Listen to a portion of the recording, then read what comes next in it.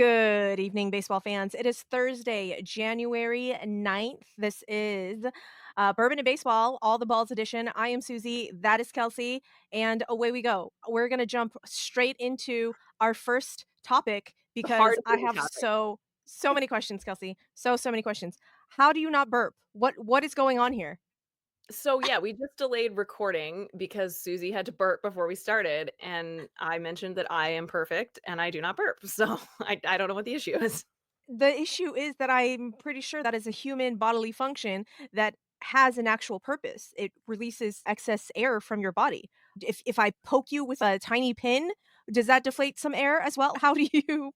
How does your body do you fart a lot? I don't what's I don't what? think I would say a lot. I mean, that I do because I'm here to admit it because I do think that's necessary, like a part of the human Uh-huh. experience. But But I burping think not? I think burping is not. Yeah, no, I don't know. I just think it's a gross thing that most people do and I do not. Yeah, okay. All right, that is fair. People in the YouTube comments in on social medias, I need these are the hard questions that I need answered. Do you burp? And if you I've never don't, I need answers. How do you release the excess air out of your body? Because I don't know. Anyhow, Yeah, I am, I guess, you but are apparently, and my cat also thinks so behind me. I'm pointing the wrong way. If you're on the YouTubes, you can see my obvious confusion.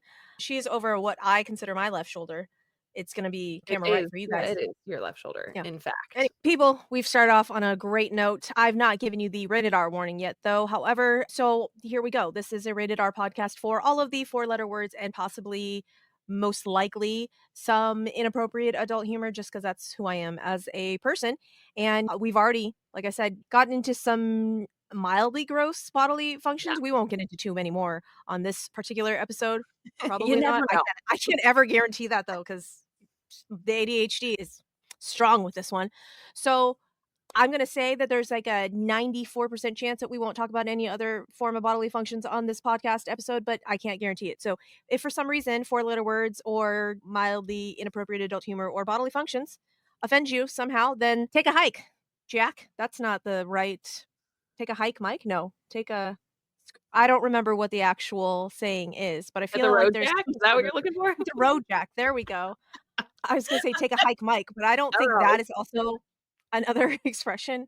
Anyhow, more skedaddle on out of here and go find a less fun baseball podcast to gather your news and information from. That's what we're here for, is the inappropriateness, the laughter, the humor, and the baseball news. With that said, away we go. Kels, this was a lot of hot stoves for all of the teams. Some of the teams that we're gonna talk about, neither one of the two teams that we're about to talk about, though, I think have made too many moves. Although my team has made moves, but not really. There's rumors of moves to be made. I don't know. We'll get into it, but yeah, even better get into it. to highlight them because we don't have any other reason to talk about them, but That's yeah, true. we are continuing on with our 40-man find segment, which is a highlight of the offseason for us, and we are going to tell you about a player that you may or may not know about, especially if you are not dialed into the fandom of the particular team, and we're hitting all of them. Susie, why don't you go first today? Who are you gonna tell us Okay. about? I am going to tell you about the Tigers, American League Tigers, left-handed third baseman, Jace Andrew Young. That's Jung. If for some reason you are trying to figure out who I'm talking about, it is actually pronounced Young and not Jung, as it would look like. And if you think, why does that name sound familiar? Not to be confused with his older brother, Josh Young, who plays for the Rangers, not to be confused. You'll hear a little bit more about him in a little bit as well. No, do not touch that, tiny cat. If for some reason my video, audio, anything goes awry, it's the tiny black cat's fault. Her name is Squeakers. You can send hate mail to her. Anyhow, Tiger. I'm He going was to tell you Tigers. about Jason Andrew Young, who was born October 4th, 2000. Yesterday. The year 2000. Yeah, that was when I graduated high school, people, so I feel especially super young and spry right now. And he grew up in San Antonio, Texas, which is just a hop, skip, and a jump away from where I'm currently residing. And he was a obviously younger brother of Josh Young. Their dad, Jeff Young, Jays are J names are strong in that family, was their high school baseball coach. And they only got to play 1 year together when Josh was a senior and Jace was a freshman. So I scoured the internets looking for Jace's high school stats and I couldn't find anything. But fun fact, did you know that there is another Jace Young? Yeah. Yeah, another Jace Young. And you know how when you Google something, it'll pop up other choices behind whatever choice or whatever the words that you typed up? And so Mhm. when I typed in Jace Young, it said Korean as the third word, and I said, "I don't understand why, must click on that," because at no point in time did I think Jace Young was Korean or had any sort of Asian in him. Clicked on Mhm. that, and I was in fact correct. The Jace Young that I was looking for doesn't have any Korean in him, but there is in fact a Jace, Junj, who is Korean. You don't Mm. pronounce it Young, you pronounce his last name Jung, and he is a PhD student at the University of Michigan. Oh, so So, shout out to you. yeah, so shout out to Brother Jace Jay. Jung. Yeah. And not the one that I'm about to tell you, though. So, A different find, yeah. case yeah, in case you guys are confused and you're like, "I didn't think that Jace Young was a Korean." He's not. He's not. So, he also went to Texas Tech, guns up, Raiders, and he hit 264 through 19 games before, guess what? COVID shut him down. Could not Oh. open up shop. And in 21, as a redshirt freshman, he hit 337 with 21 home runs and 67 RBIs, which earned him the Big 12 Conference Player of the Year. And I'm not super familiar with all of the college conferences, but apparently Big 12 is like up there with the SEC. SEC is really the only one that I'm super aware of. But apparently that's a big thing because it's a lot of colleges that's in the Big 12. In the summer of 2021, he also went to the Cape Cod League and was on the Orleans Firebirds. Yeah, the Mm, Firebirds. yes, in case you were wondering what one of the teams in the Cape Cod League were. Dairy Daddies, Orleans Firebirds. There you go. And then in the 2021 draft, 2022 draft, he was selected 12th overall. When you're selected 12th overall in the first round, you get a quite a nice signing bonus. And his signing bonus was almost $4.6 million. Now, remember that older brother I told you about? Josh Young? He signed in 2019. And I wonder on Thanksgiving when they're sitting around the table if Jace just lightheartedly reminds his brother that he got more money as his signing bonus because Josh got just a measly $4.4 million in 2019. I don't know if that's inflation or what, but Who these are cares? the I'm questions sure I need. there's some bragging rights there. Yeah. I need to know. So, Jace, Josh, if for some reason you come across this clip, I need to know. Are there bragging rights? Do you hold it over your brother's head? I like to think you do. Anyhow, in 2023, he started with the High A West Michigan Whitecaps. This is also the reason you tune into the 40 Man Find. You learn about all of these fun minor league team names. He split time in 2023 between the High A West Michigan Whitecaps and the Double A Erie Seawolves. I'm not quite sure what a seawolf is.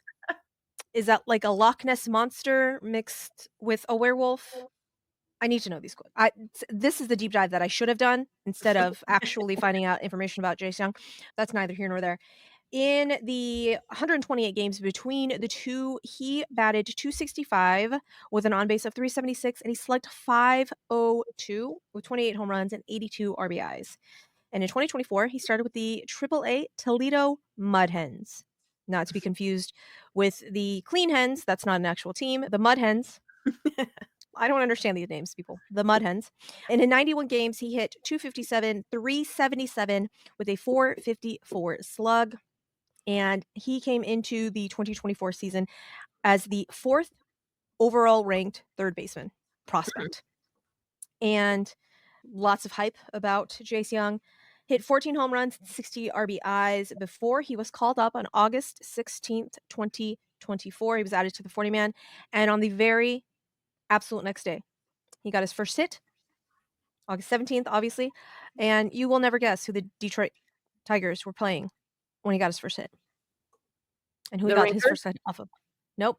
Was not the Rangers, although that would have been really cool. It Mm, was the Yankees. Carlos Rodon gave love up it. his first hit, and it was the bottom of the 3rd, and it was a single out the middle, and they were already winning 4-0 in the bottom of the 3rd. So I don't know, Carlos Rodon, what you were doing, but Jace Young got his first hit off of him. And also, not single, ladies. So sorry if for some Mm. reason you were looking for a 25-year-old. That's 25-year-old, maybe I another can't. reason to tune into this because we are No. typically talking about the younger players, but yeah. Oh. So he will be the starting third baseman for the Detroit Tigers, we think. If for some reason the Bregman signing happens, we don't know where Jace Young will go. But as of now, Jace Young, Detroit Tigers, starting third baseman. I think it's time. Why not? Give him a shot, Let the kids play, Tigers. man. Let the kids play. They're already moving off of Spencer Torkelson, so they might as well.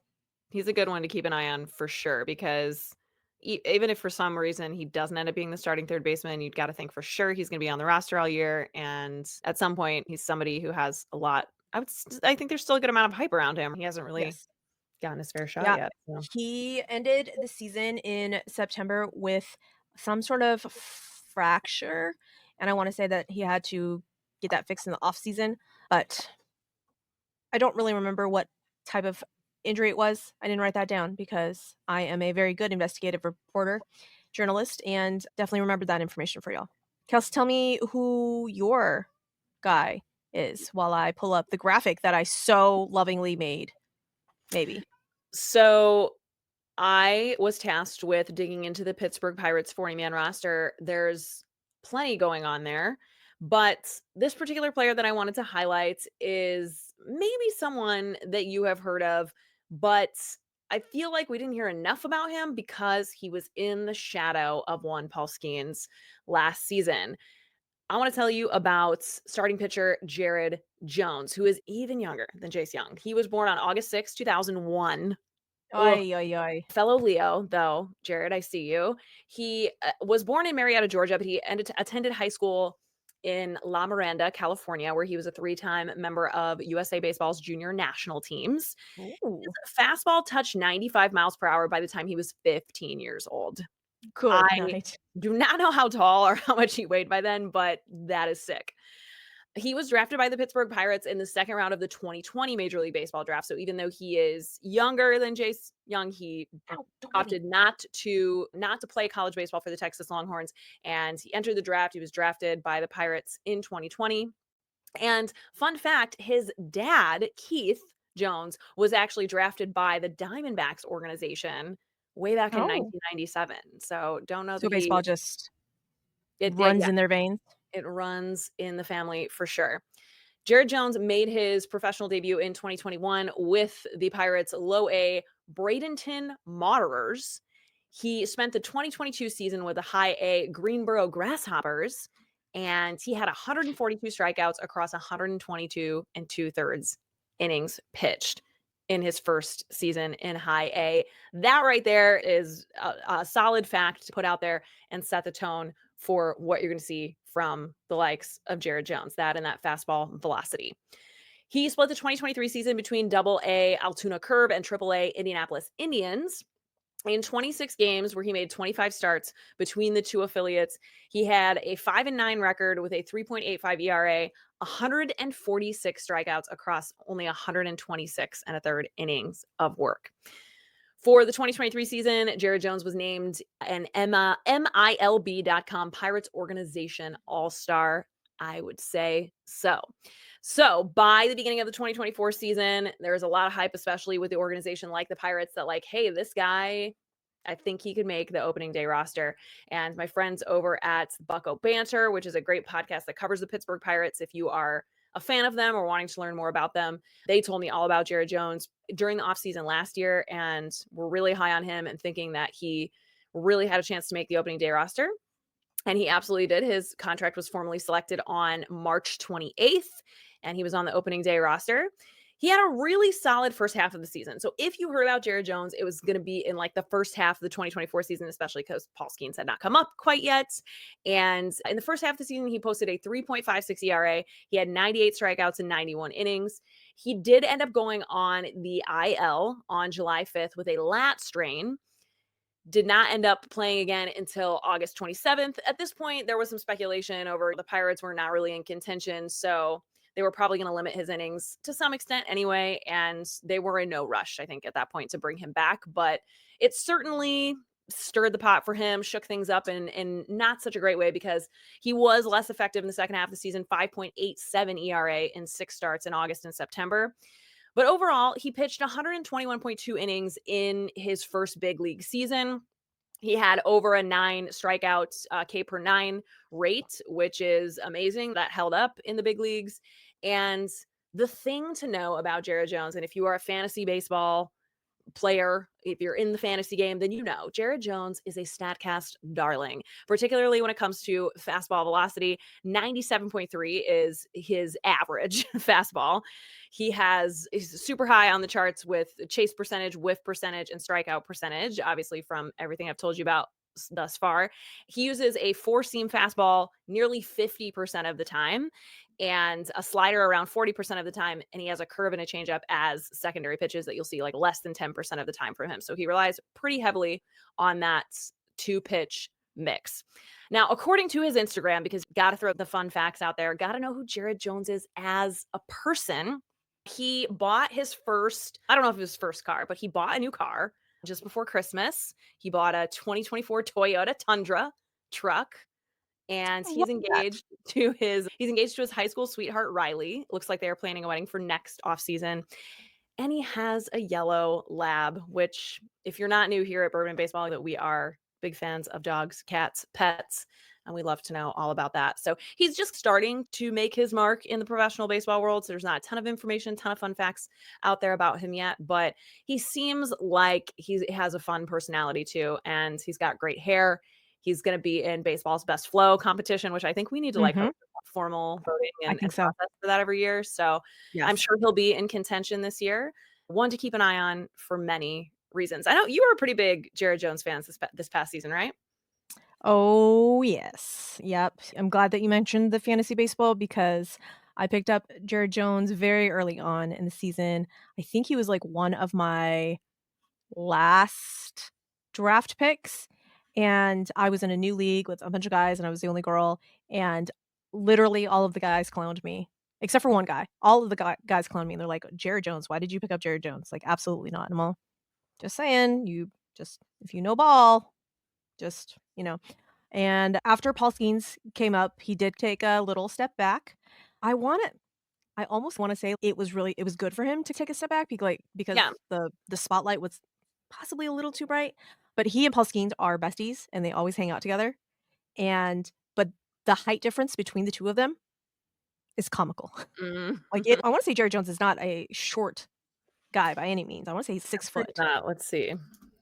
but Also, Paul Skeens talking about, other Jared Joneses, there is another Jared Jones who plays baseball for LSU currently, not this Jared Jones. He's not a pitcher. So, yeah, we're getting all kinds of people imitating our 40-man finds this. right?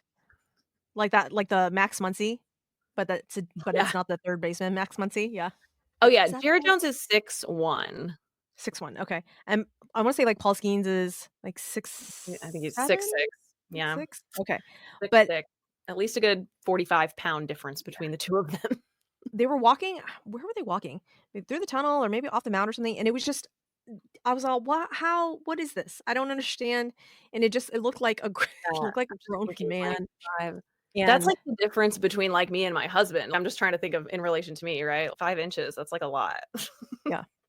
I wanna say on one of my past episodes, I wanted to do a deep dive comparing Jared Jones with one of the Astros pitchers, Spencer Arrighetti, to see how Mhm. similar, dissimilar they are because I feel like eye test wise, body type wise, they're Yeah, very similar, and I need to do a deep dive on their pitches and the variety that they do because I wanna say that they're very similar. So yeah, I can I'm see gonna do that. that. at least at first glance, for sure. And Yeah. yeah, obviously there's a lot of attention on the Pittsburgh Pirates starting rotation. As you mentioned, they don't seem to be willing to capitalize on that in any way, shape, or form, which is a huge bummer. But Jared Jones is going to be a really big part of that, as big a part of it as Paul Skeens. Again, might not be getting the attention or the accolades, but for him to even be able to handle himself, especially with an Mhm. injury and everything, in that way, his first full season, he's 23 years old. So yeah, he's definitely one to watch, and you will be hearing about him probably for the next few years on the Pirates, and then maybe eventually somewhere else. Almost definitely somewhere else. Yeah, I am dubbing the Pirates the NL Mariners is what I'm dubbing them. They I have a feel that. great pitching staff and cannot score runs. So that's and they won't spend money. So the Right. NL Mariners and I'm gonna call the Mariners the AL Pirates. That's what I'm gonna do from Fair here on enough. out. Do you wanna I spin the probably wheel? won't. Oh yes, let's spin the wheel. Totally forgot about that. Let me bring up the wheel of choices. Wheel On choices. my Phillies shirt on, I've got my Orioles scrunchie here. I'm a mess of baseball. You have your what? I have my Phillies I'm wearing my Phillies sweatshirt. I have my Orioles Uh-huh. scrunchie that I got at Camden Yards. That is adorable, and So, you know, I'm just repping I love everything. that so much. Why not? Alright. Wheel of random Alright. I also looked Click up to s the sea wolves because I just needed to know what it Uh-huh. is. It's literally just it's a wolf with an eye patch, like a pirate eye patch on. That Like, is come on, very lame, okay. whatever. Alright, Kelsey, you gotta do the doot doot doos because nobody Okay. wants to hear me doot doot doot. Ready? Okay, go.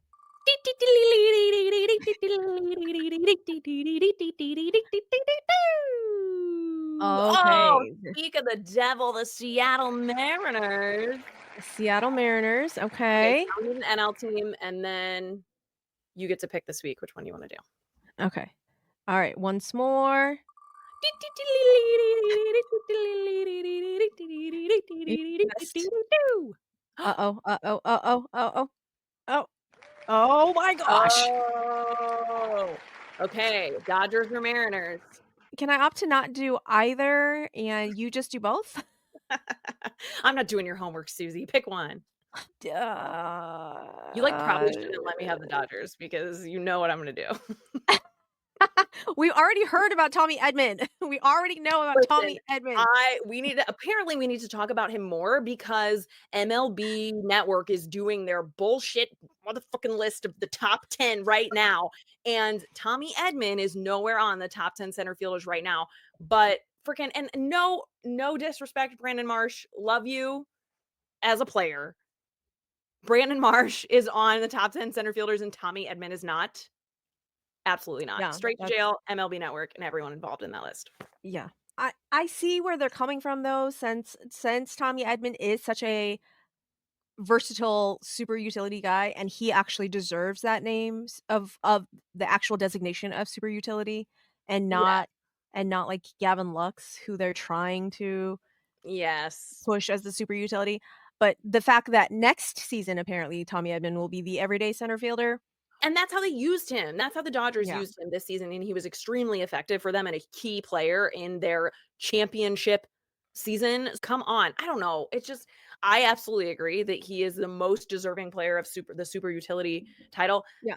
Calvin Biggio is another one of those that we have to stop. We have to stop letting Calvin Listen, Biggio be a super if utility you because get it's like just DFA'd if you get you can't DFA'd by use every him, single team that you're on, you cannot cannot use use the super utility. designation of super utility, Kevin Biggio. You can't. You can't. I'm very sorry that your daddy was a much better baseball player than you and, We want the you best were a for you, nepo really, baby, but but yeah, I it's just killing no. the vibe right now. Yeah. But yeah, No. no, the only reason I don't like it is because I feel like it punishes versatility with these sort of situations. But whatever. Okay, moving on. You're Okay, gonna so do I'm gonna do the Dodgers. I'm gonna okay, do the Dodgers. okay. I will take the Mariners then. Okay, I'm Tune gonna in do the next week. Dodgers.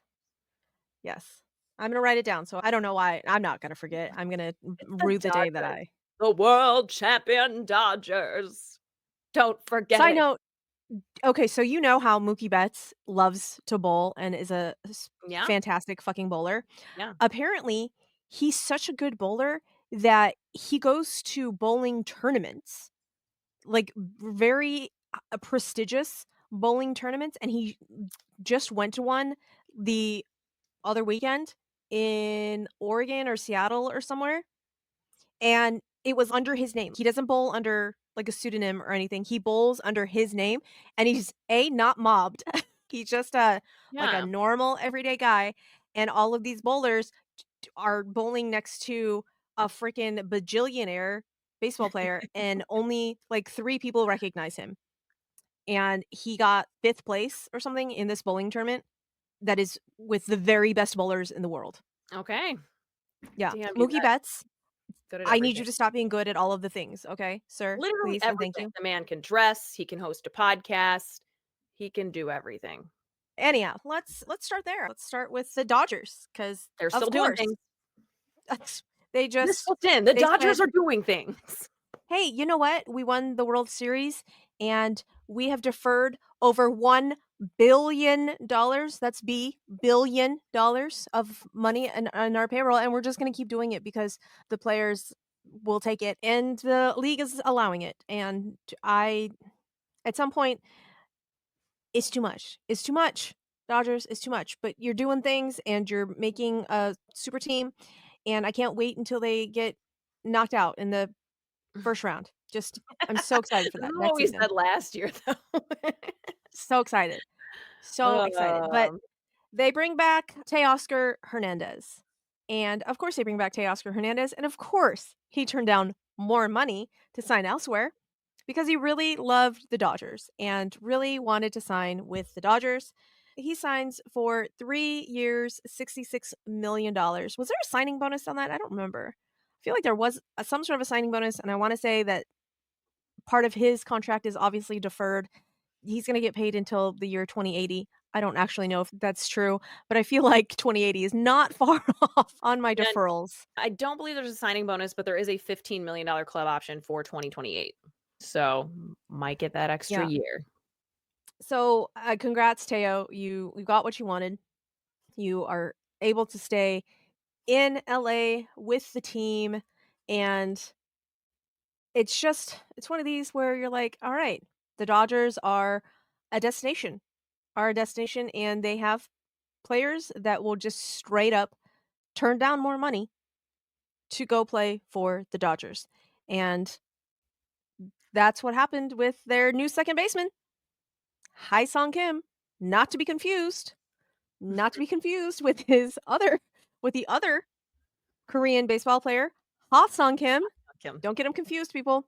Don't get them confused because they may look alike too, and they may have very similar names. Not the same guy. And similar Not the enough same guy. skill sets too. Yeah. Sung Kim signed with the Dodgers for less money because the Angels apparently gave offered him a 5-year, $28 million contract, but Hmm. there was less guaranteed money in there. The Dodgers is all guaranteed money, I think, is what the deal was, because my Angels compadres over there were very angry that they offered more money, and Sung Kim said, "No, thank you. I'm gonna go play for the Dodgers." Not Because gonna they're lie, the Dodgers. I probably also would do that. I'm very sorry, Angels Absolutely. fans. Can you blame them? Yeah, no. Yeah. Now, if it was between, like, the Dodgers and the Padres, then there's a little bit more, but between the Dodgers and the Angels, come on now. It's you gotta take the Dodgers. You got to. Mhm. Hi, Orange Cat. Now my Oh, now I Barney thought wants to get in on my the orange action. cat is, he's causing trouble in here, so I was like, "How where is he? Can you see?" No, my orange cat is causing trouble now because he just jumped up on my desk, and now he's on top of high things, and he's now yowling at me. Love that for My him. orange cat yowls, but he does not jump up on high things because he is Oh, yeah. massive. So, yeah, speaking of tigers, not unlike our orange cats, they did do a thing. They signed Gleyber Torres, formerly of the New York Yankees, to a 1-year, $15 million deal. Gleyber is officially gone from the Yankees, and the Tigers have their second baseman. But it's just weird because Colt Keith was their first baseman, or excuse me, second baseman, and they said, "Colt Keith, you are no longer our second baseman. You're gonna be our new first baseman." And Spencer Torkelson's all that I thought I was gonna play first base for, and we don't know what's going on, Spencer Torkelson, and I'm so sorry about that. We don't On opening day, I do not think Spencer Torkelson will be on the roster. Hot take. Interesting. All right. I think they're going to trade him. They're gonna do something with him. But Yeah, we shall see. There's something going on there. yeah. But speaking of other orange teams, the Orioles doing things as well. Not the big things that we want them to do. No. The Orioles signed Uncle Chuck. That's not Charlie Uncle Morton. Chuck. He's the other Uncle Chuck. Sorry. The other How old do you guy get wait, still on the how do you mound. get Uncle Charlie is Adam Wainwright, the curveball. Oh, I was like, "Hold on. Why are what I call him there is Uncle I call Adam Wainwright, who goes by Uncle Charlie, Uncle Chuck. Okay. I was so confused. I was like, "Is Charlie his middle name? Is do No, I not know something?" Okay. Got that makes more sense. The other, apparently, Uncle Charlie, Charlie the Morton, other Uncle Chuck. the 59-year-old he's not 59, he's Is 43? no, is it how old is he? Isn't he only 35? He Charlie Oh, Morton? no, he's 40 No. sorry, he's 41. 41. 35. That's precious. No. He is old, and in what, 2019? 2017. I don't remember. One of those years when he was with the Astros, they said and they were like, "Hey, what are you gonna do next season?" He said, "I think I'm gonna retire." He did not. He Oh, did yeah, not. after He went and 2017. signed with the Braves Yeah. and then played for the Braves for forever. But now he's no longer Brave. He is a Baltimore Oriole. I don't know how I feel about that. What I don't know what the Orioles are doing. It literally seems like they're taking a page out of the 2023 Cardinals, which is a great season, a great book to revisit if you're looking to build a winning team. I don't know. And trying to compile, yeah, a starting rotation. That I don't know. That rotation is going to be held together by Ben Gay. I don't know about the vibes yet though. Yeah, I don't even know if it has the vibes. I think it's gonna have some sort of vibes because it's the Orioles and Grayson Rodriguez is there, but guys, Grayson Rodriguez, I love. I absolutely adore Grayson Rodriguez, but the fact that Grayson Rodriguez is your opening day starter and you're number 1 as Yeah, his 2nd year no. in the no. Just no. Mm-mm. You can't do that. Can't. That's not a championship contending team. It's just not. No. And I don't know how much more I can shout this from the rooftops. The Pitcher List article that was written about the Baltimore Orioles organization, where the allegations were that Mike Elias is really wanting to build the Orioles from the ground up and thus not wanting to sign the really big free agents. And basically, David Rubenstein has given him the green light to spend money, and yet he doesn't want to spend the money because he wants to make this the Baltimore Orioles team, this, like, antithesis of the Dodgers and the Yankees, and he wants to do Yeah. this homegrown stop it. Orioles, what are we doing?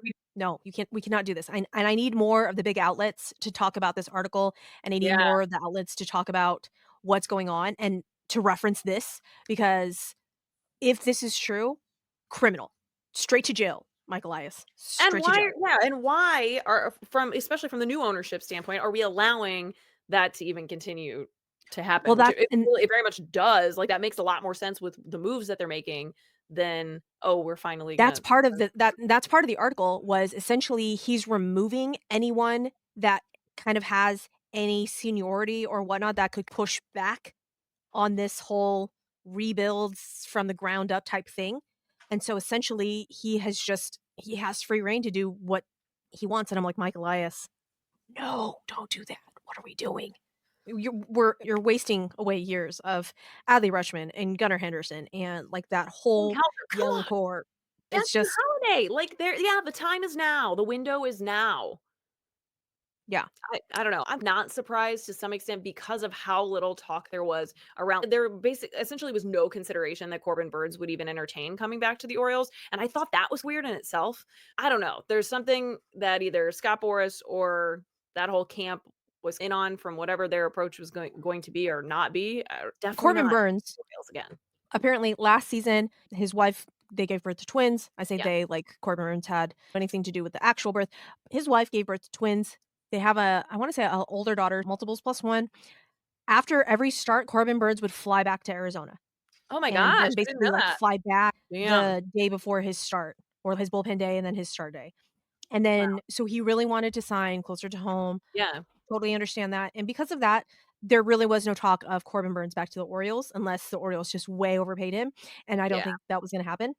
Right at the last hour, he had apparently some offers from the Toronto Blue Jays, from the San Francisco Giants, and he, through Scott Boras, reached out to the D-backs and was like, "Hey, I would really love to stay home.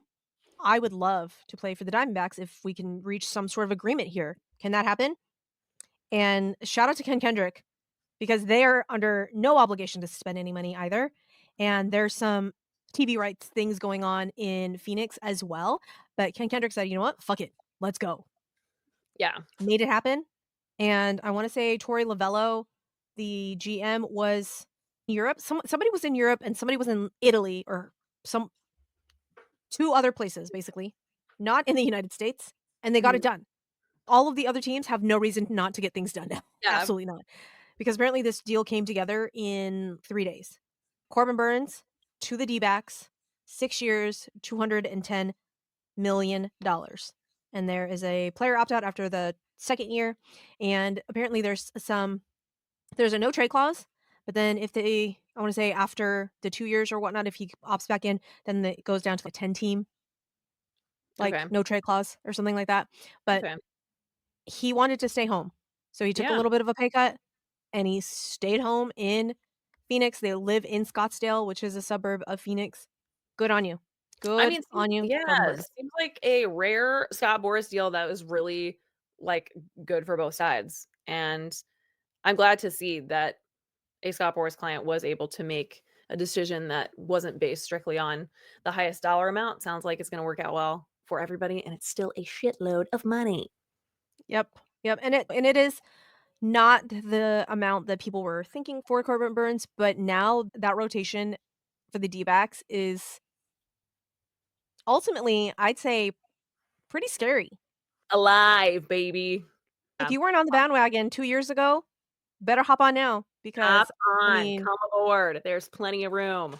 literally the highest scoring team on offense, D-backs, that second half. Overall, they had to make up for it because their first half sucked. So the fact that for the entire season, were the highest offense, there were some banana games for the D-backs last season. And between their starting rotation now of Corbin Burns, Zach Gallen, why Merrill did I Kelly. say Brandon Pfaadt? Sorry, Merrill Kelly, Eduardo Rodriguez. Now Jordan Montgomery. Jordan Montgomery is as good as gone. I don't know where Jordan Montgomery is gonna end up, but Give he him will a not fresh be on the start Diamondbacks. somewhere else, man. Yeah, Might as well. Yeah. for sure, for sure. I was happy to see that the Royals re-signed Michael Lorenzen. He's just a guy I think who's easy to root for. He gets a 1 year, $7 million. I would anticipate we'll see him at the back half of that Royals starting rotation. Are they And gonna let him hit too? Did you hear that discourse? no, Michael Lorenzen wants to be a two-way player. let's go. I love it. Why Yeah. not? I don't know how that's gonna work because I don't even know who their DH is now. Yeah, So, Southie DH is a lot. Depends on the day. Yeah, I don't I know. don't know. Royals Look fans, if into you are it. here, please drop your comments in the YouTube comments, tweet us, talk to us on Instagram. Let us know your thoughts on this because I want to know more information on this. I only heard, like, a very brief whisper of it, and then I tried to do more research, and I couldn't find anything else, but essentially, Michael Lorenzen wants to hit as well, and I wanna say there's, like, a 45 at bat minimum or something like that to consider him like an actual hitter or like to get the stats to count or whatever like that. And I Okay. don't and I think that was part of the discourse was I don't know if the Royals would be willing to allow him to do that. But Royals fans, if you are here, if you know what I'm talking about, please drop it in the comments. I will try and do some more research for next episode and see if I can find anything else out for you guys. But yeah, Shohei Otani, guess you're not going to be the only two-way player. Michael Lorenzen's coming for you. Wow, I guess he hit 3 home runs in 1 week back in 2018, so he's got a career .233 batting average, which, I mean, for a pitcher is not bad. Oh my gosh, I'm, like, weirdly obsessed with that idea. I'm gonna dig into it. Yeah. Huh. Isn't that He crazy though? I'm like, Michael he hit Lorenzen, a let's do it. yeah, he's hit a pinch hit grand slam back for the Reds 6 years ago. Pitchers who rake! Michael Lorenzen, I'm so Let's do into it. this idea. I got your back, man. Let's go. Uh, Bring back Zach Greinke. I wanna see Zach Greinke hit. I'm pretty sure Zach Greinke could probably out-hit some guys now. Zach Greinke, come on back. Let's do it. One pitcher I don't think we're gonna see hit this year is, good old JV, Justin Verlander, but he did get himself a contract with the San Francisco Giants. Suzy, how are you feeling about your guy going to the Giants for 1 year, $15 million in his what year, 41 season? Yeah. 42? I don't 42, I think. Yeah, he'll be 42 when the season starts. I just need to know if there is some sort of clause in the contract that the team has to be orange or has some sort of orange undertone because Yeah. literally all the teams that he has signed with have been orange. Tigers, Astros, Mets, now the Giants. I think the only one left is the Orioles. I don't know, maybe next season another 1-year contract with the Orioles. I don't know. Who knows? You never do Uh, know, but I I don't think know. it'll be good I for him though. Yeah? I think we all know that San Francisco is not a hitter's park at all, and JV is known to give up the long ball. That we could always count on JV. If he was pitching at home, it was gonna be if he got through the first 2 innings without giving up a home run, we knew we were in the clear. But it was gonna be he was gonna give up a long ball, and when I say long ball, it was probably like a Crawford box home run or something because he's a fly ball pitcher. Yep. Some of those balls flew, and I think being in San Francisco, I think he's going to get some better numbers there and not give up as many home runs. Before he got hurt for us last season, he was essentially the same JV that we had seen. I wanna say before he got hurt, he was rocking, like, a low 3s ERA, and then, unfortunately, after his injury, his neck injury, he rushed himself back and was pitching hurt and did not look like the JV of old that we knew. He looked old and was pitching like it. And so I'm hoping that goes to San Francisco and he really wants 300 wins. I don't think it's gonna happen for him because I wanna say he's at 228 or something like that, and I don't think he's gonna get there. Yeah. But he wants he and Max Scherzer are leapfrogging each other for strikeout, like, I think they're either 7th and 8th or 8th and ninth. They're right there with one another with strikeouts, and this is I think he is one of the last great pitchers of old, Oh, yeah, the for ones sure, that went for 6, sure. 7 innings, and you knew when JV not this last season, but the seasons before, you knew that if JV took the ball, he was gonna give you 6, 7 innings of no run or one-run ball, bunch of strikeouts, and you were essentially gonna win that game. He got you, and he is I don't wanna say, like, he was like a super clubhouse leader, but he definitely mentored the young pitchers on our staff, and I think he's gonna be great for that young staff in San Francisco. I think him and Robbie Ray have got a boatload of knowledge. Maybe he can help Jordan Hicks, Kyle Harrison. I wanna say Hayden Yeah. Birdsong is one of their young pitchers. The fact that they can go there and maybe not I don't think JV's gonna give pitching lessons, but they're definitely gonna impart some knowledge to the youngins. So, we'll see what happens, but I think we're gonna see a bounce back year for JV, and for 15 mil, it's like chump Why change. I not? mean, and the Giants have been, like, practically begging people to for anybody to take him Yeah, on. yeah, yeah, absolutely. I think it was a big win for them regardless of where he's at in his career, and, yeah, he's actually at 262 wins, which means he would need 262, yep. 38 more, which you gotta think even if he had 3 seasons, like, left in him, Yeah. that would be a challenge to get let's see, 38, I'm like, "What's 38 divided by Yeah. 3?" He About said 12 that and a he's half. So, always wanted to pitch till he's 45. yeah. You never know. It's been I guess in 2023, he had is that right? Oh, he had 13 wins. Yeah, so 2023, he had over 12 wins, and he's had over 15 wins multiple times in his career. Obviously, it's been a while, but 2022, he had 18. You never know. Yeah. That And would be amazing for baseball if that could happen. So honestly, like, I freaking hope it does because that would be so cool, but it yeah. is an uphill battle for sure. And it was one of those ones where, again, I feel like when JV pitched for the Astros, I feel like the hitters just took, like, a day off. They essentially there's so many games where he personally wouldn't get the win because Mm. we wouldn't score any runs until the 8th inning, Dude, and that I'm was all, like Adam "Boys, Wainwright trying to get to come on now." 200 last season where Yeah, I was just, "Are you kidding? Seriously, there's gonna be this many?" Awesome. Okay, cool.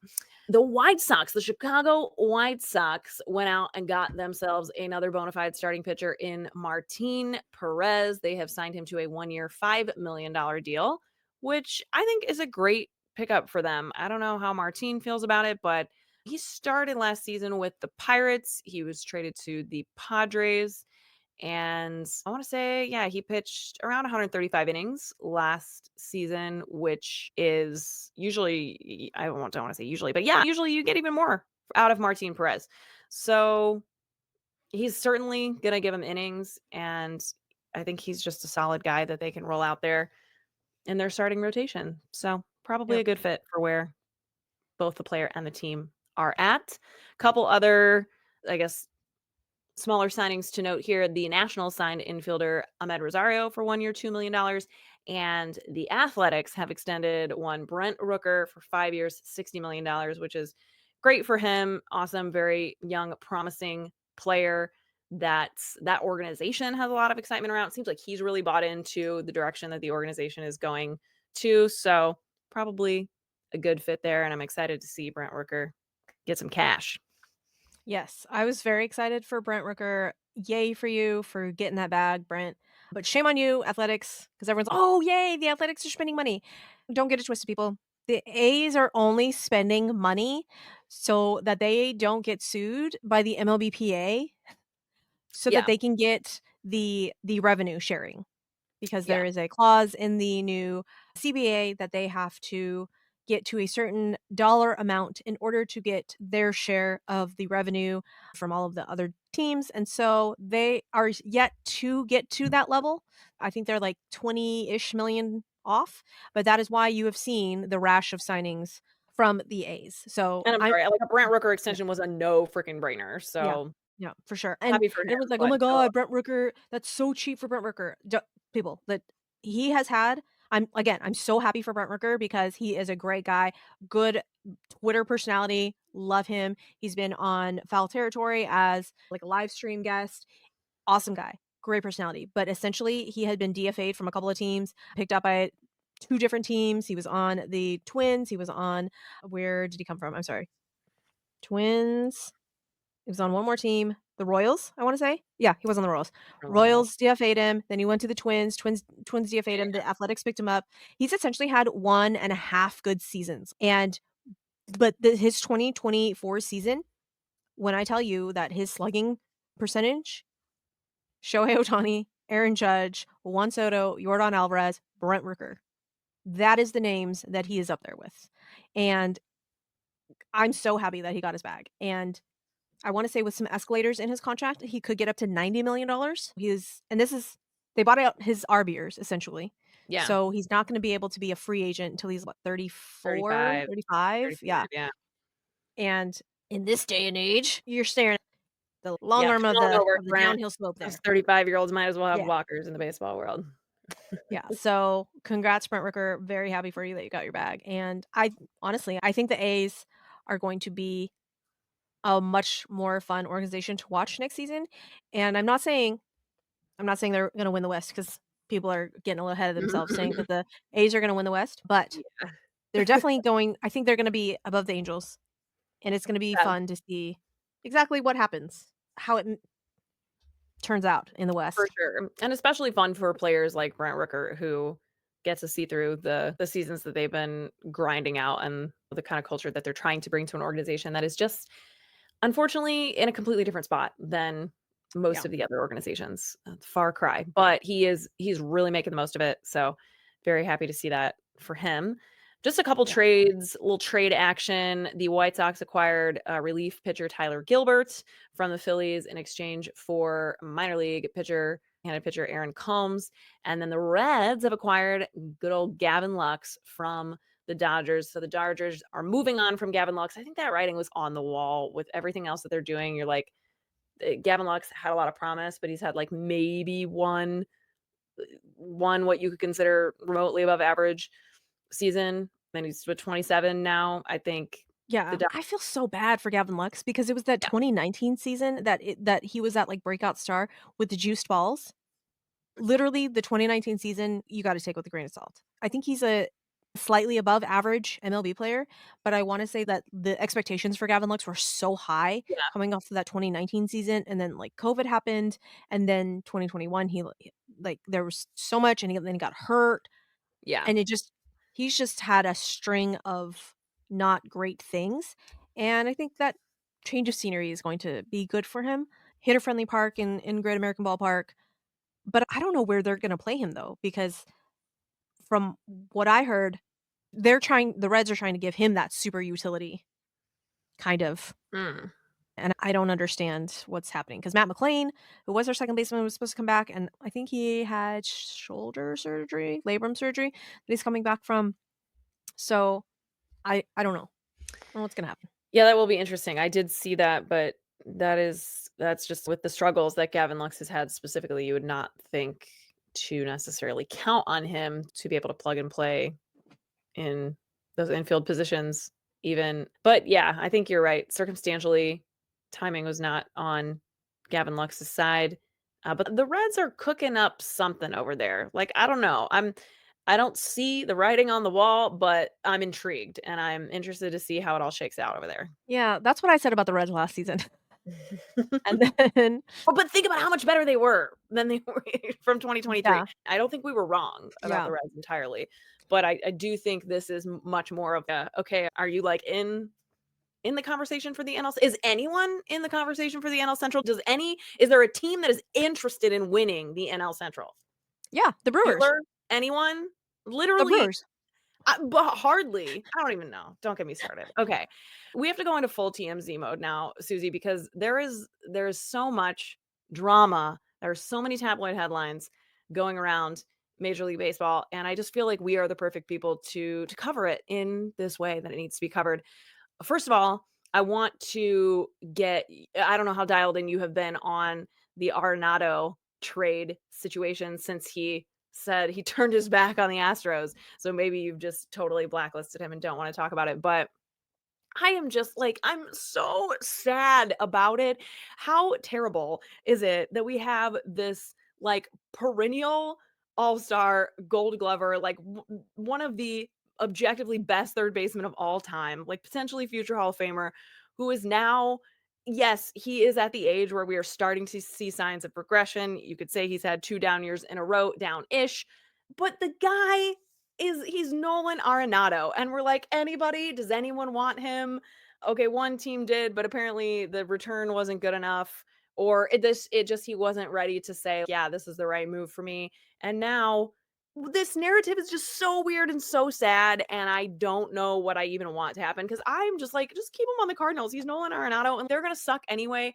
And we might as well get to still say that Nolan Arenado is a St. Louis Cardinal. But how weird is it going to be to be like, yeah, no, we really didn't want you on this team. And now I don't even know what we're doing. It's all just so sad and weird. I hate this storyline for him. What can we do about it? I don't know. I honestly don't know, and the petty part of me, the real bitchy petty part of me is like, "Ha," like the Simpsons meme, Yeah, but honestly, though, I don't know. I think now they said that it may be Boston and yeah, that's his quote unquote "preferred destination" now, yeah. and Sounds like okay, that's sure. a Hail Mary. They're trying to make something work with the Red Sox, which whatever. If they can make it work, fine. But it's still just like the whole everything about it. I just hate that this is the turn and this is like how the business of baseball is like overshadowing a lot of things with this storyline. So I don't know. We'll see. But my current prediction is that he stays with the Cardinals, and I just want to know like how they're going to handle that and, and reframe it. I'm sure he will handle himself well, like he always does. But Right. No, he is a professional for sure. Like I don't foresee him going back if for some reason something doesn't happen with any other team. I don't foresee him going back and becoming the Anthony Rendon of the Cardinals. That's not but he I don't absolutely think that's could. You're right. his Yeah, yeah, I don't think that's his vibe, and I yeah. just don't think him as a person or as a player, I don't think Right. he could like physically, mentally do that, and so it he's gonna be a professional, and he's gonna give it his 100% all day, every day, and but you're right, it is sad to see what his career has devolved into, And it how, you know? unfortunately, like, the Cardinals' missed opportunities and, like, mistakes that they made is now such a big part of, potentially affecting the legacy of the player. I just Yes, think for that's so sure. shitty, and I don't know. I get how open they're being about wanting to trade him and stuff, but it's still just weird. The whole thing to me is just it has a bad feeling to it. I don't like it, but it's arbitration day today. Today was the arbitration deadline, and arbitration also just has an icky, weird feeling to it as it is. We will probably talk a lot about that in our next episode because there's so many Yeah, way too many to frustration. list. Yeah, and some that were more surprising than others, but yeah, if the teams were not able to come reach terms with their arbitration eligible players as of today, they have to go into hearings throughout the rest of the month where essentially the player and the team both file at different amounts and then they argue in front of an arbitrator and say this is why I'm worth this much and the team's like, no, this is why you're only worth this much. And it's really awkward and it's basically just like the team trashing the player and it always leads to some weird feelings and weird conversations, but that is what's in store and on deck and I'm sure we'll talk more about that and there's always some interesting arbitration cases that are worth digging into. But Susie, did you hear that the Twins are for sale? Are you going to put a bid in? Any interest? No, I am not putting a bid in because my pocket lint and $3 I don't think are going to be enough for the Twins, but I wanna say that Twins fans are, fingers crossed, hopefully very excited for the brothers that I wanna say just bought the Suns, is it? I wanna say that it's the Phoenix Suns, the basketball team that I they think just you're bought. right. Yes. And if it is, kudos to them because I wanna say that I saw a promo that they did, for the Suns, essentially lowering all of the prices of concessions for the Suns stadium and, like, waters, hot dogs, popcorn, all very low pricing so that they really wanted to encompass the family and families coming to the games because Yeah.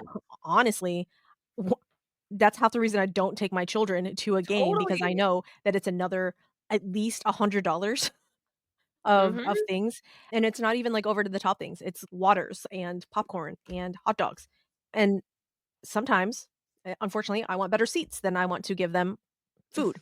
Totally. So, Yeah. if it is those 2 brothers, I really hope Matt and Justin Ishbia, who are the okay. owners of the Phoenix Suns, they are interested in making a bid to purchase the Twins, and I think exactly what you're talking about is it's important in every community for every team, but Minnesotans would really, really Mhm. embrace that and Oh, for love that sure. vibe. For sure. I'm going to my Um first NBA yeah. game next week, actually. I'm going to a Ooh. 76ers game, so stay tuned. We'll have to talk about that next time. I'll let you know how much I spent on concessions. I would love to hear about that. I don't think I know anything about I think I know less about basketball teams now than I do football teams, which you would've knocked me over with a feather, like, 20 years ago if I had said that. But I legitimately you could name anybody, and I'd be like, "Yes, they are players on the 76ers." I would have no idea. Oh, yeah, no, I don't know one player's name, but I have some swag, so we're good. That's all that matters, as long as you look good. But see, basketball, I feel, is one of those sports that even if you don't know what's happening, you can Oh, follow it's along. pretty easy, totally, yeah, yeah, yeah, like, I'm gonna be able to follow along, Yeah. absolutely, so Definitely that's not like football at all, where I'm like, no, I don't know who has the ball and what's going on. So, yeah, I'm excited for yeah, you. Who are they playing? Do you know? the Thunder, which I guess are on they're Oklahoma City? good. Oklahoma City, yeah, and I think they're pretty good, so That we'll see. The 76ers are not very good this season, I all I guess. remember is I wanna say Allen Iverson is the only player that I could name from the 76ers, which is and he played No idea. forever ago, I forever cannot ago. name So one. You could put a gun to my head and when you'd have to shoot me because I have when the sports ball people hear this, they're gonna be like, "Allen Iverson, Susie? What the fuck?"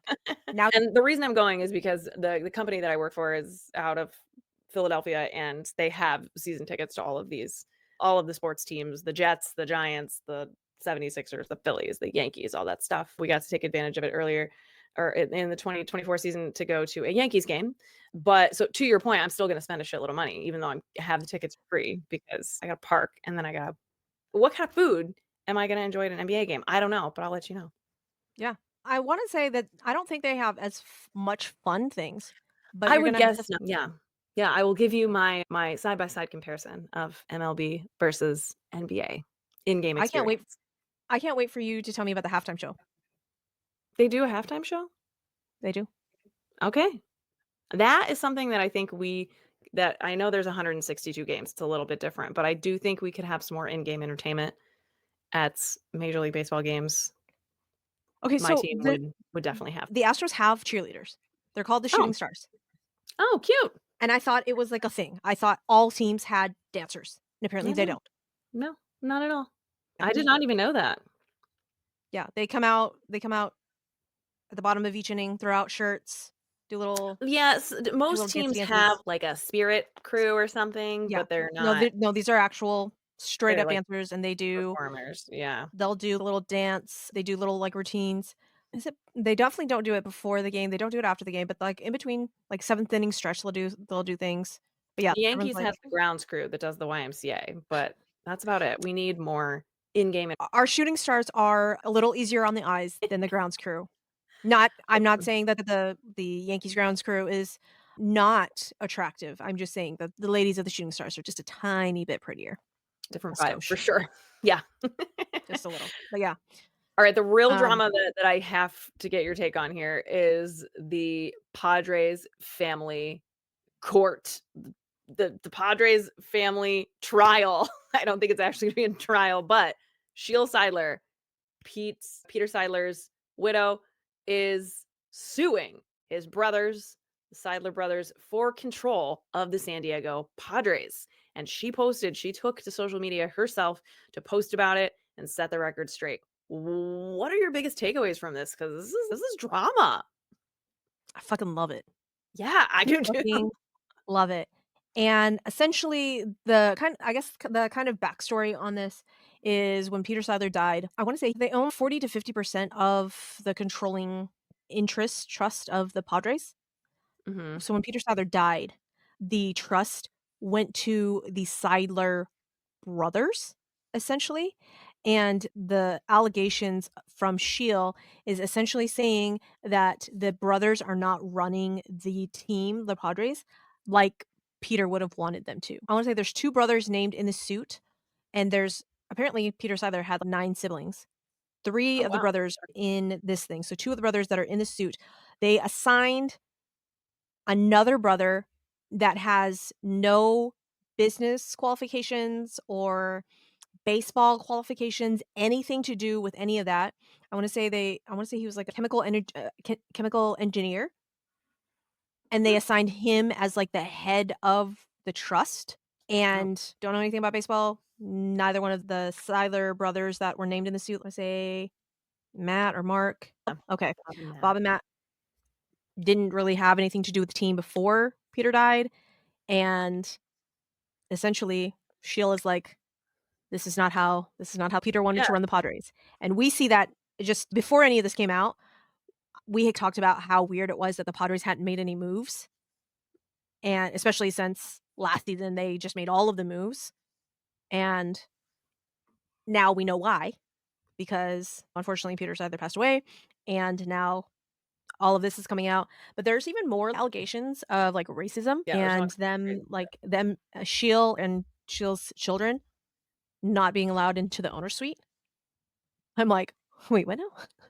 So, it's gonna be ongoing, and I'm a little I need to dig more into this and see Yeah, what no, all. same. Because 'Cause I'm mostly confused, like you were saying, like, how it happened to begin with, like, how he wasn't able to because Peter Seidler, he died in November of 2023. He was only 63, but he was sick for many months, and, obviously, there are a lot of really important things to try to get in order, and he was very ill. I don't know the details of that, but he was not front facing for quite a while, and I'm sure there's lots of reasons why it wasn't more straightforward, but yeah, it says in the suit that she's alleging that they have sold assets of the trust to themselves at, quote, Oh, yeah. "far below market prices" in an effort to gain control of the team. So there's some kind of shady shit that went on, essentially, that she is alleging that ultimately gave them that are giving them control of the team, but she says as the holder of the largest individual ownership stake in the San Diego Padres, So she holds the largest individual ownership stake. It must not be enough to actually be officially already the control person, but also she also says that she's the sole beneficiary of the Siler Trust, which possess exclusive rights with respect to control the franchise. I am seeking to be named the control person for the Padres.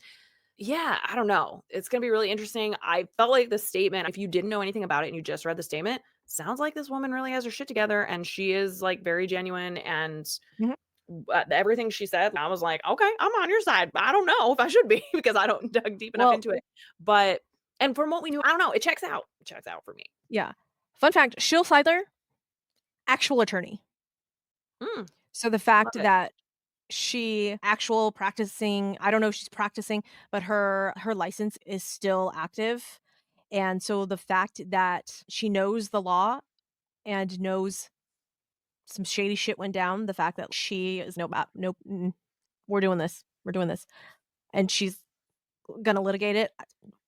More power to you, Sheil. And maybe it's me being, I don't want to say petty bitch, but for a long time, whenever I see women with richer, older husbands, I always think that A, they're not very smart, and B, they haven't done anything Mhm. because I'm a stupid petty bitch. And I mean, we've been not the case. conditioned as a society to see things that way. So yeah, I mean, Not the case for Sheil. So she's smart enough to become an attorney all by herself. Congrats. That's amazing. Her attorney profile, the State Bar of California, says that the address for her attorney, Siler Equity Partners, Marina Del Rey, California. You went to University of San Diego for stuff. Good on you, girl. Get them. I hope the Padres. I hope she wins, and I hope she does all of the things with the Padres that Peter had envisioned. And there was those rumors that Juan Soto apparently was like really close with Peter Seidler. And if Peter Seidler hadn't died, he wouldn't have been traded to the Yankees. And like, who knows what would have happened? That's all. it is really sad to think about, and Peter Siler was just such a beloved owner. I don't know, there's so much that can be speculated, but yes, ultimately, I hope it all shakes out the way that he would have wanted it to, and that the family drama can doesn't ultimately get in the way of what the team could be, because he definitely did get them to a better place as a franchise than they've ever been before. I think there's so much more excitement around them and, like, engagement within the San Diego community. So, yeah, hopefully this is just a blip that will get sorted out and the Padres can continue on that road that Peter has really quite started to pay very well for them. So, we'll keep you updated on it because yeah, I think it's a juicy story. I'm excited. I'm excited. Are there any other before we wrap up, are there any other, like, free agents that you're really invested in right now or, like, moves you're wanting to see make? Anything, any rumors that have really caught your attention? So we're gonna play a little game, Kels, of where is he gonna end up. I have my whiteboard. You have your whiteboard app on your phone. So if you Yes. are audio only, go to the YouTubes and find this section of the podcast, and we'll do the timestamp will be in the YouTube description. So if you are audio only and you want to see what we're writing down, because we are going to play a little game of, we're going to write it down and show you. Then we'll say it out loud as well. But and it's not going to be all of the free agents because there's way too many to name. But the main ones that we're going to do: Bregman, Alonso, Tanner Scott, Jack Flaherty, and Roki Sasaki, who is not technically a free agent, but will get signed with the international pool money. So we're going to talk about him too. Who do you want to start with, Kels? Let's do Pete Alonso Okay. because I think he's, like, kind of the most surprising to me that he's not signed yet. All right. Pete Alonso, where do you think he's going to end up? We're going to show you in 3, 2, 1. New York Mets. Yes. That's what I said too. I New just York Mets. I just think it's gonna happen. I think they're both who's gonna blink first at this point, but it sounds like the what he is seeking and what the market actually is for him are just, like, way off base right now, and I think the Mets are the most likely to meet somewhere in the middle, and that's just where the polar bear plays in Queens, that it's just the way that it's supposed to be. Yeah, the market dried up for Pete Alonso in 3 seconds. Yeah. Literally after freaking Nolan Arenado said no, the Astros were like, "Cool. Okay, bye." And then a flurry of first basemen signed everywhere. And then Pete Alonso was like, how about me? No? All right. So do you think, though, because the Mets offered him, 3 for $90? And he said no. So now what do you think he's going to get? You think he's going to do like a 1 year? Or Mm, if it is like a I don't 3 year, know. like I think it'll be opt-outs something after every I year? think it'll be something similar to that with, some whether it be an opt-out or something to sweeten the pot, but I think it'll be similar enough to that. What do you want to do next? Let's do right fielder Anthony Santander, Tony 30 years Tater. old. Okay. All right. Ready? Yeah. 3, 2, 1. Blue Jay. Oh, man. We've been hearing the same rumors. We have been hearing the same rumors. Honestly, I think the Blue Jays are like, anybody want to take our money? Yes. Does anybody want to take our money? Yep, I totally agree. I don't think any of the, major contenders are out to snatch him up anymore, but I think the Blue Jays will pay him well to come join whatever they've got going on over there. Yeah. I would have loved the Astros to pick up Yeah, Anthony Santander. Loved switch hitting Bopper in the middle of our lineup. And I don't give a fuck because everyone's, oh my God, his defense. I don't give a fuck about his defense. Don't give a fuck. Can he hit? Sure. Bring him because our outfield is fucking dreadful. Give me Anthony Santander. I will hide him in left field. It'll be okay. Astros aren't going to do it though. all right, let's round I out guess our position player, free agents here with Alex Bregman, third baseman, formerly of the Astros. He is 31 years old. Where is Breggy gonna go? I've got a hot take. I think it's not that hot. It's a warm take. it's a warm take. Yeah. Maybe hot for this crowd on this podcast, but Okay. Okay. ready? 3, 2, 1. Oh my God. Stop it. Oh, you Stop it switched right now. too. Okay. Like So sunlight is catching. honestly, okay. So Kelsey said Yankees. I said Tigers. I think Tigers are actually going to pay him. He really wants to go to the Red Sox, though. Don't get it Yeah. twisted. He's waiting for the Red Sox to come meet him, and I don't think the Red Sox are. I I think don't the think the Red Yankees are I think he's then going to smell the Yankees' desperation and really get paid by them. But that's the only reason I really think it will happen is because I think the Yankees are like, they did their things, they made their splashes, they had their excitement, but they still need to do, like, another couple of things. And I just think they're gonna be most susceptible to that contract. Okay, let's do a few pitchers here. Let's start with Tanner Scott. Went from the Marlins to the Padres last season. He is 30. He was a first-time All-Star this past season. He led all relievers with a 4 WAR over the past 2 seasons. Tanner Scott. All right, Tanner Scott. Ready? Ready. 3, 2, 1. Red Sox.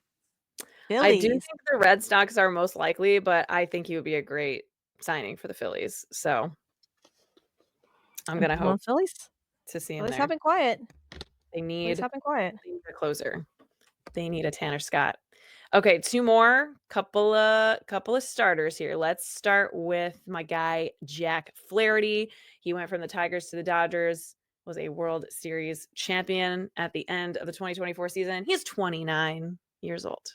Okay. Ready? Right. Yep. 3, 2, 1. I think yours is probably more likely as well, but I think Jack Flaherty wants to go back to, so I said Dodgers and Suzy said Tigers. I think the Tigers is like the favorite that I'm currently hearing. I think they were obviously a good fit. They were able to get him back on track, and so I think that makes a lot of sense. I think he desperately wants to stay with the Dodgers, so I could see him coming to some sort of team-friendly agreement where he gets to stick around even if it's not long term. But I think the Tigers might give him something a little bit more long term, and that would be really smart if he could secure anything like that at this point. Yeah. Yeah, I think you're right. All right, last but not least, Roki Sasaki coming over from the NPB. He is only 23 years old. He doesn't have 6 years of service time, but he is subject to the MLB International Amateur Signing Bonus Pool rule. So that will very much limit the cap of his contract, but that also makes it even more intriguing because there's more teams that, are going to be making him offers. Who will get Oroki Sasaki? I fucking hate this. 3, 2, I 1. know who you said. So Susie says Dodgers, I say Padres. Yeah, it's one of the 2, for sure. It's One of us has got it. I really am just saying Padres because, like, I want it, I not to be want the the Padres. Dodgers. I want it to Yeah, be the Padres, yeah, but I think, unfortunately, that it's the Dodgers with the shruggy emoji. yep, It's the yep, Dodgers. fair But enough. see, like, a part of me really wants him to be like, "You know what? Fuck you, Shohei. I'm the best Japanese pitcher." That's what I want Roki Sasaki to do.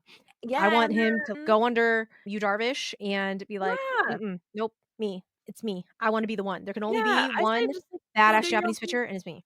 Yeah, go do your own thing, go write your own story, and I think, yeah, that he could do that, and, just a totally different environment, but a lot of the same positives. I don't know, I think there could just be, like, a total wild card team that comes out of nowhere for him too.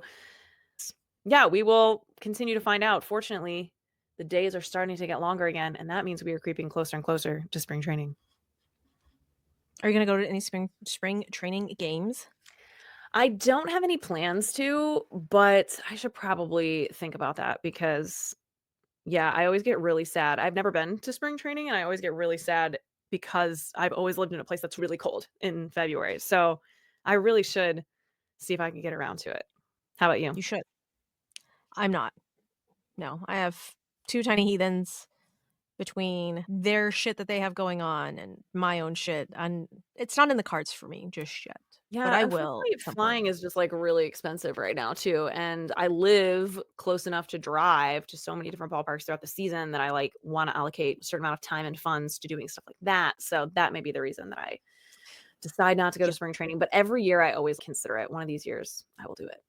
One of these years, we will do spring training We will report live content. from spring training. Yeah. That's what we will do. So we're gonna put it out into the ether that we're gonna do some sort of spring training content in the And if future, anyone not would like this to year. sponsor that, just let us know. We will definitely be here for that. Just no feet pictures because that's weird. We don't wanna Yeah, do that. no. No. Thank you. No, you just can sponsor the spring training content. That's Spring training, us yeah. covering spring training, to be clear. Yeah. Yeah. Just so that you guys know, if you guys would like to sponsor us or sponsor the podcast or sponsor like a segment on said podcast, holler at us on the socials. If they would like to do that, Kelsey, how can they reach you on the socials? Where can they find you on the interwebs?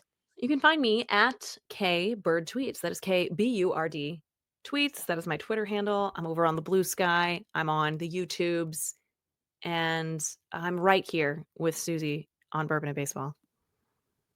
Definitely. So again, if you guys would like to sponsor any sort of segment, spring training, podcast, anything like that, holler at us. Let us know. You can hop into our DMs. You can hop into our YouTube comments. If you have not already liked and subscribed to the YouTubes, what are we doing? You should go do that right now. If you are on audio only and you have not given us a 5-star rating on whatever platform you're using, why? Why not? Just it's a very quick 5 stars. You know, if you would like extra karma good points, you can do one of those tippy typey tap things and give us some nice words. I would love to read nice words about us. That would be music to my ears. And again, we are on the goal for 2025 is to get 500 subscribers to the YouTube channel by the end of 2025. So that's, I want to say this is not a math pod, but I did do the math, and that's 4.5 subscribers per week. Since we can't have 4.5 subscribers per week, 5 Let's go for subscribers a 5. week then.